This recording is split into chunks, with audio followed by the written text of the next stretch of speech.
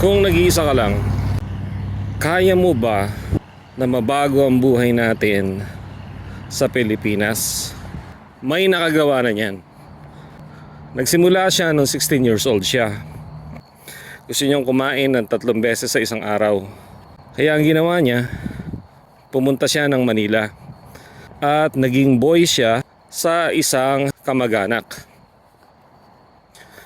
Basta kumakain siya ng 3 beses, may libreng tirahan, masaya na siya doon sa ganun. Lumakad ang taon, gusto niyang mag-aral. Kaya lumipat siya sa isang kamag-anak na naman at naging kasambahay siya sa mga kamag-anak niya.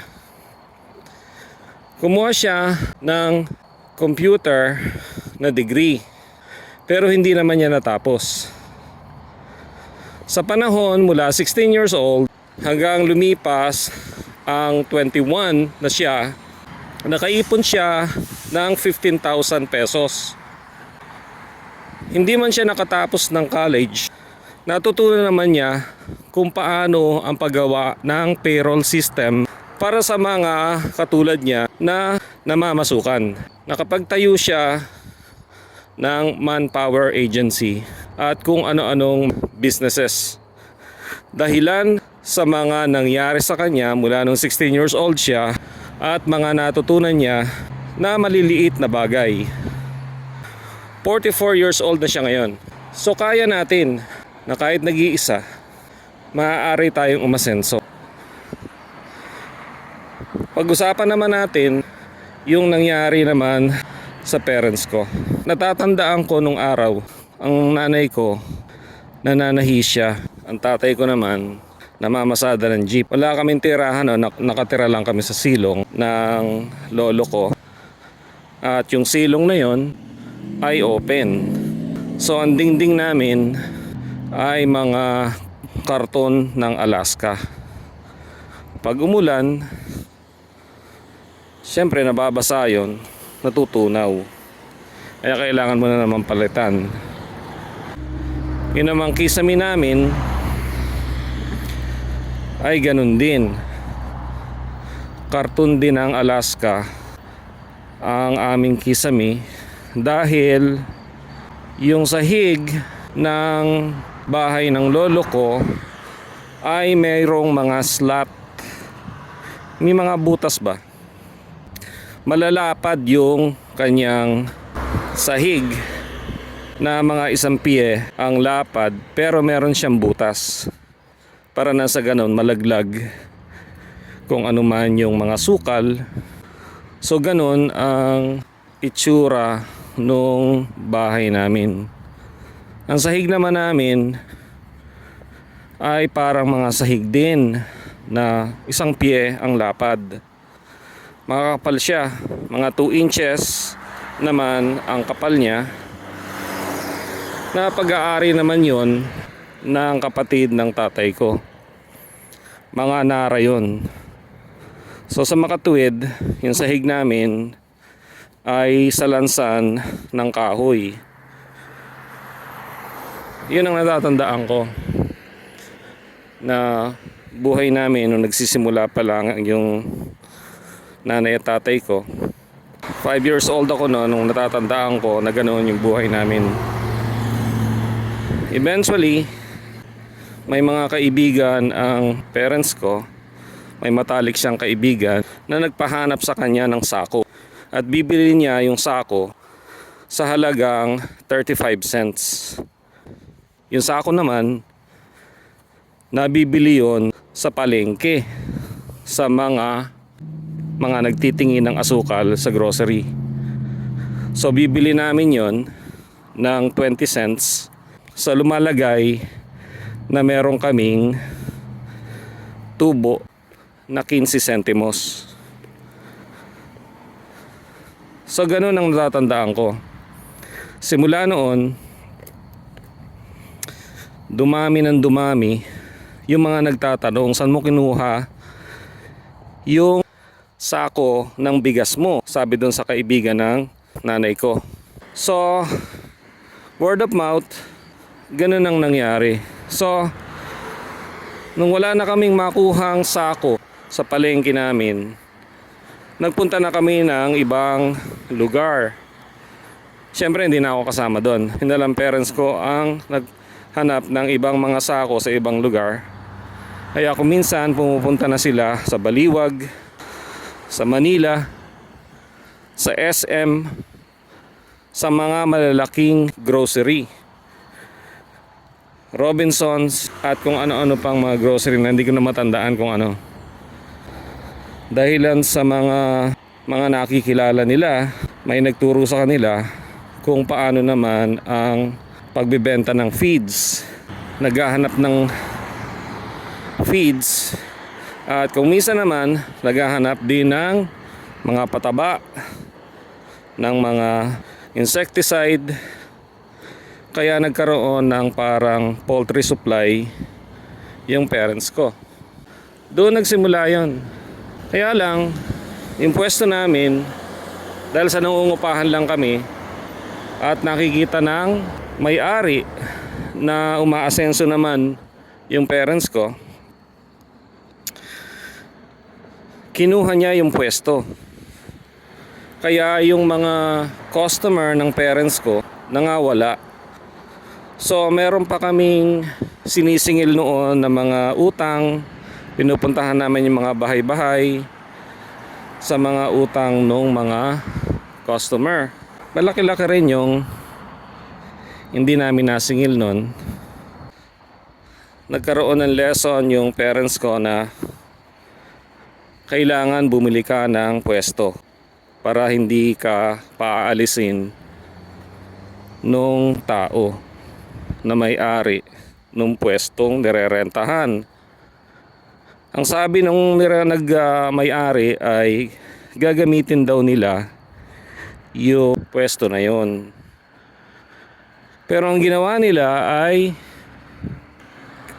poultry supply din ang kanilang itinayo doon sa pwesto na yon.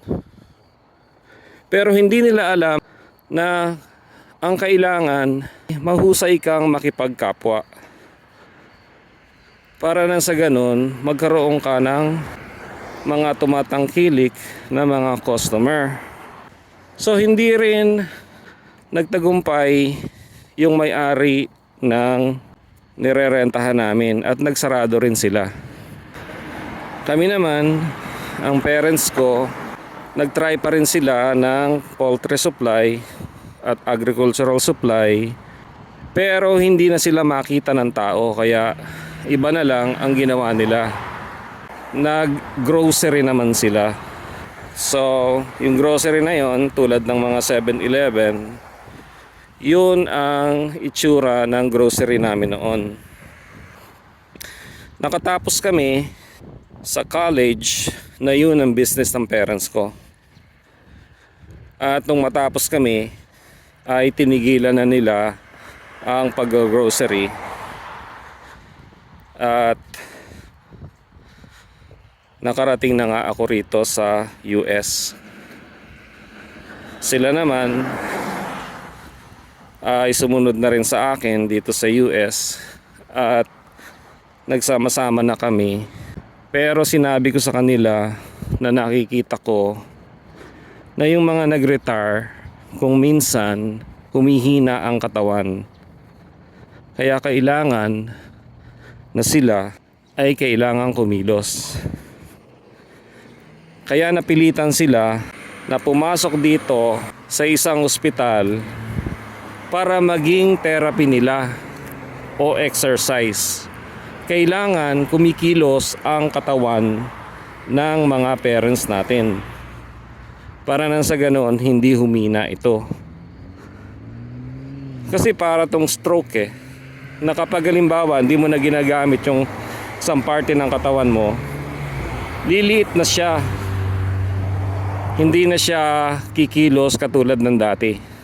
So kailangan yung mga parents natin, kailangan kumikilos sila lagi. So napilitan sila na ganun ang kanilang trabaho. Ano yung trabaho na yon? Ang kanilang kinuhang trabaho ay housekeeping, mga janitorial job. Naglilinis sila ng kwarto ng pasyente.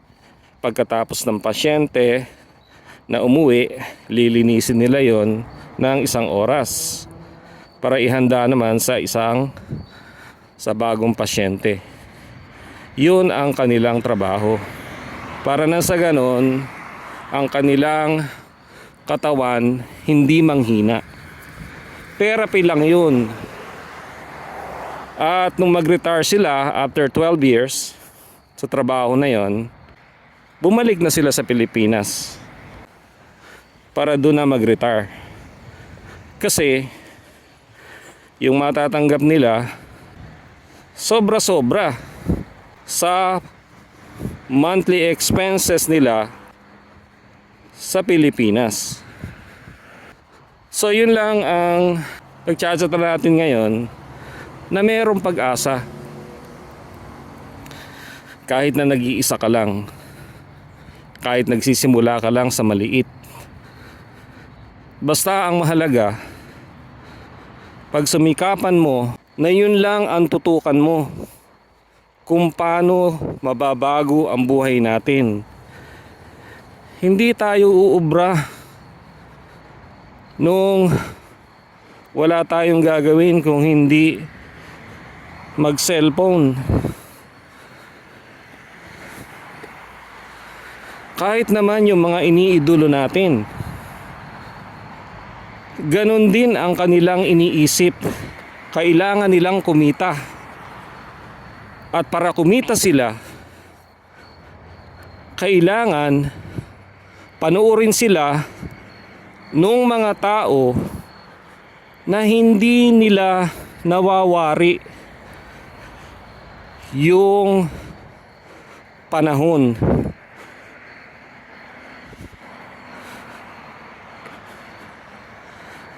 So sana makita nyo to na nangyayari sa tunay na buhay, at sana maging inspirasyon sa inyo. Yun ang mga kinukwento ko sa mga mahal ko sa buhay. Ano masasabi nyo? Mababago rin ang buhay natin. Basta sarili lang natin ang iniisip natin, at pagsumikapan natin na hindi natin sayangin ang panahon o gamitin ng ibang tao pang oras natin para mas maganda ang kanilang buhay. Sana meron kayong nakuha ngayon sa chat natin. Naglalakad ako dito sa walk trail dito sa lugar namin. Alas 6 na ng gabi ngayon, kaya kita nyo naman napapadilim na. So sa susunod, iba naman chat na natin.